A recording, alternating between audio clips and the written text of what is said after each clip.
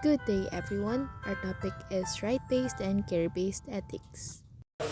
Good day everyone. Now I will present the right-based ethics. What is right-based ethics? It is a theory focused on fundamental human rights and the balance between individuals' freedoms and societal obligation. These theories explore how rights shape our moral duties and guide ethical decision making in various contexts. According to the theory of right-based ethics, all people have certain rights, both positive and negative. Just by virtue of being human, the right may be conventional or natural conventional right or human-made and represent the values of society. Give you an example of a right-based theory.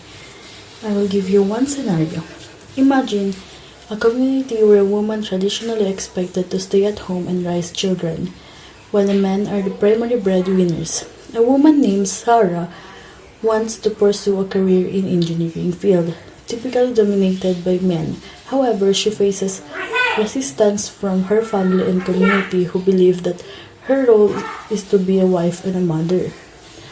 Ano nga ba yung play ng right-based ethics? Ilan dito is the right to equality, right to education, and right to work. Sarah right to equality because he has the right to equal opportunities regardless of her gender. She should not be denied access to education or career opportunities simplifying because of her sex. Right to education. Sarah has the right to pursue her education and training regardless of the expectation placed upon her. Right to work. Sarah has the right to work in a field of her choosing and to earn a living. How right-based ethical can help?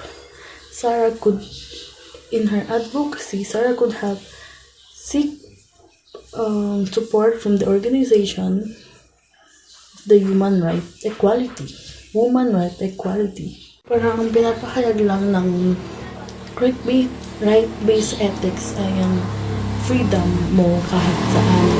If you are a boy, a girl, or a transgender, you have the right to live, right for freedom, and anything. And then, the summary of the right-based ethics is all people, regardless of their nationality, sex, ethnicity, religion, or any other status, has a right to the fundamental freedom and right known as human rights. This inherent and universal right aim to protect people's dignity and keeps them from mistreatment.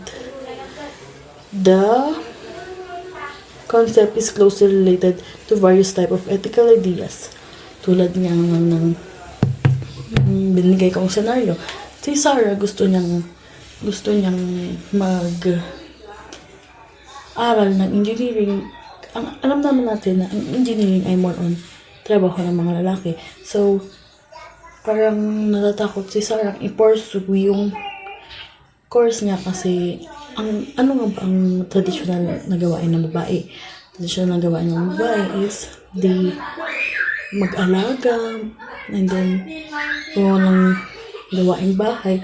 But because of right-based ethics, doon niya nakita yung equality, yung right niya magtrabaho, right niya mag-aral as a girl or as a woman.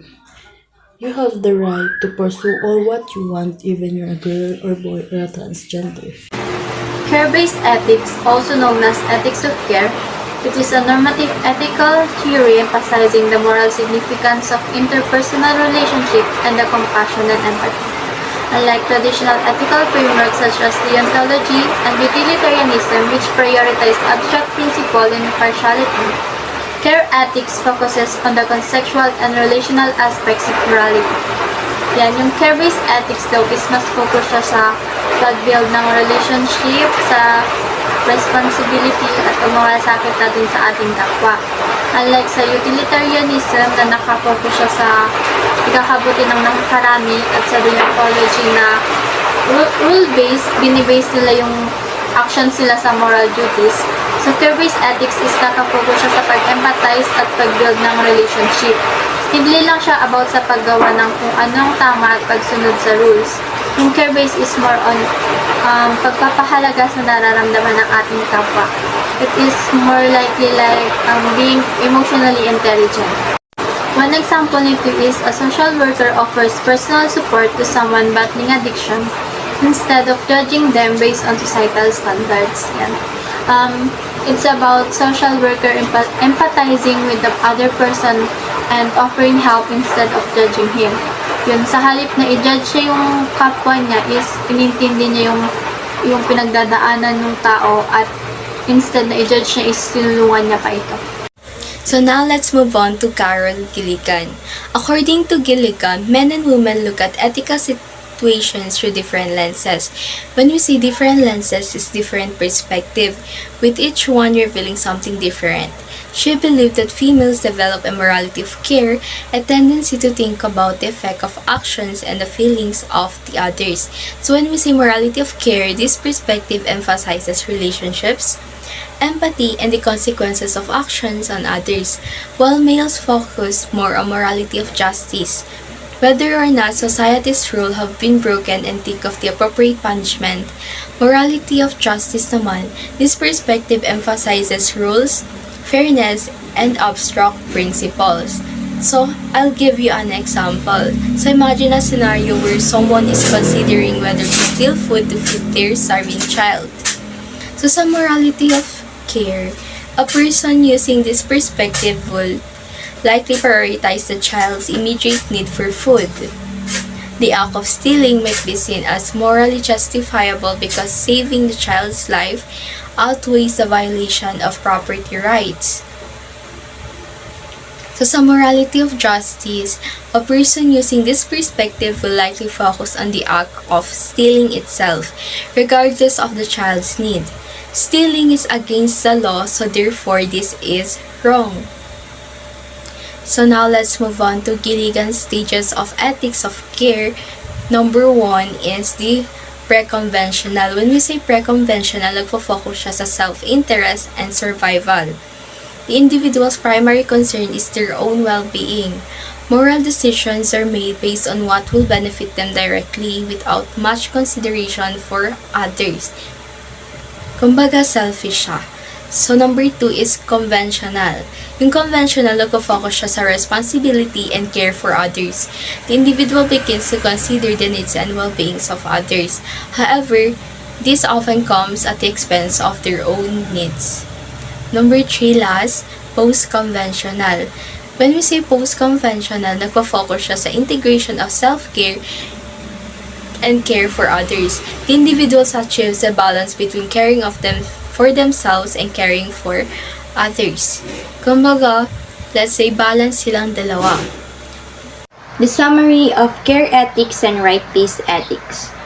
Care ethics focuses on building relationships and responding to people's needs with empathy and compassion.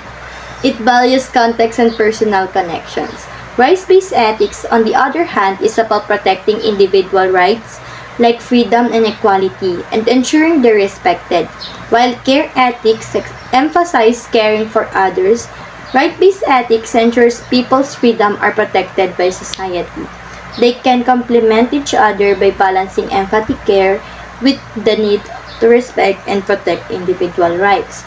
So, ang care ethics po, nagpo-focus siya sa nararamdaman ng tao at pinapahalaga nila ang nararamdaman ng tao. While ang right-based ethics naman, nagpo-focus siya sa kalayaan ng isang tao at